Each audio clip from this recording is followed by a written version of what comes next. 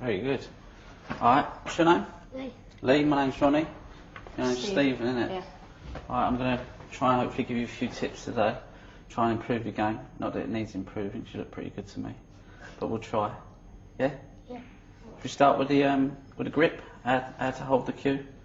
If you want to show me how you hold the cue. That looks pretty good to me. So what I want you to do is, this is what I like to do, is you have the flap, which is the bit that's chiselled out.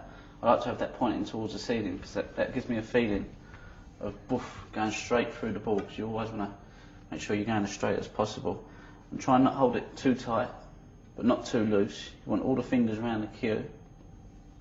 And basically when you pull the cue back, you want to be able to open the back of the hand up a little bit, not too much, so then you can generate some power going through. Whereas if it's closed, it's a bit too stiff and you don't get as much feel.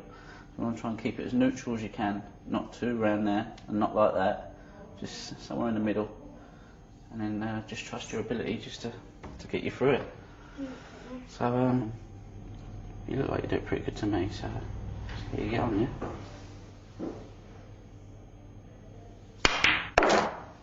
Very good.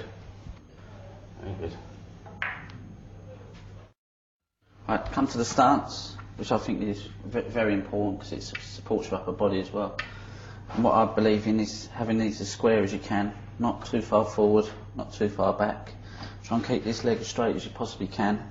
So it's angled, straight, not like this, or not like that. Which will then make sure that your balance is a lot more strong. Try and keep this as straight as you can, like I said, and try and feel a strain in your straight leg. And that will allow you to then fall into the position. And that's now a very strong stance.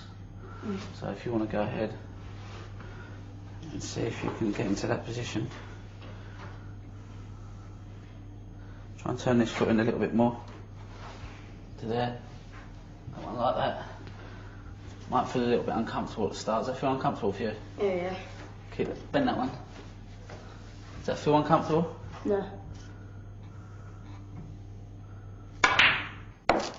Right with that one? We've done the grip, we've done the stance. We're now going to do the bridge hand, which is the one that you put on the table. The most important thing here is to try and get the hand not like this, not like that. Try and keep it as central as you possibly can. Make sure that you can feel the cloth underneath your fingers. So if you want to get ahead and do what I've just showed you there.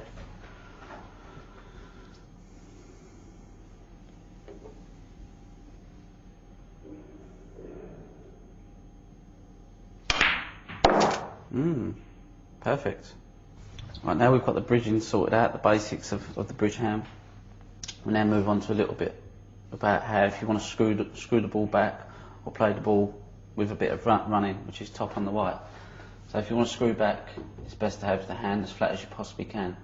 If you want to follow through, then you just raise the bridge hand a little bit like that, so as you can see your knuckles, and then that will allow the cue to be elevated into a higher position, which will then allow you to play a run-through shot. So what sort of shot would you want to play on this ball here? Run through, screw back, stunt? Stunt. You want to play a stunt, so that would be somewhere just in the middle, not too flat, not too high, just a little bit like that, and that will allow you to then just play the shot.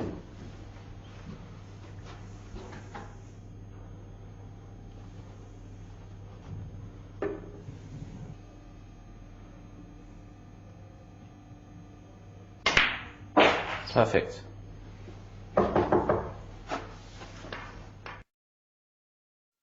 Right, now we come to the cue action. We've done the grip, we've done the stance, we've done the bridge. Now we come to the cue action part. Best thing for the cue action is we now got to get in position and the cue goes there. We want to forget about the cue now, it's all about what we do. So you want to make sure this arm is completely over the cue, not out there, and not like that.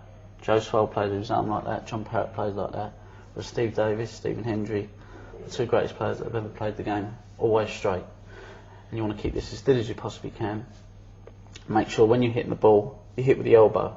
That's the most consistent way of getting a straight, positive, consistent shot every time you play. Yeah. So if you want to get down into that position and see how that feels.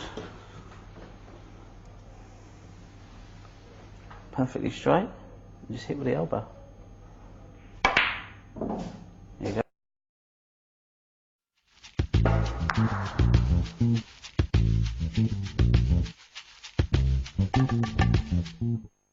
We've got the grip, we've got the stance, we've got the bridge, we've got the cue action. Now we're going to come down to the final part of the shot. We get down, we look at the white, we look at the object ball, we look at the white, we look at the object ball. But this is all flickering from the eyes. What I don't want you to do is white, object ball, white, object ball. It's just a flicker of the eyes. You're there, it's set, there's no movement. The last thing you want to be looking at is the object ball. And then you play the shot.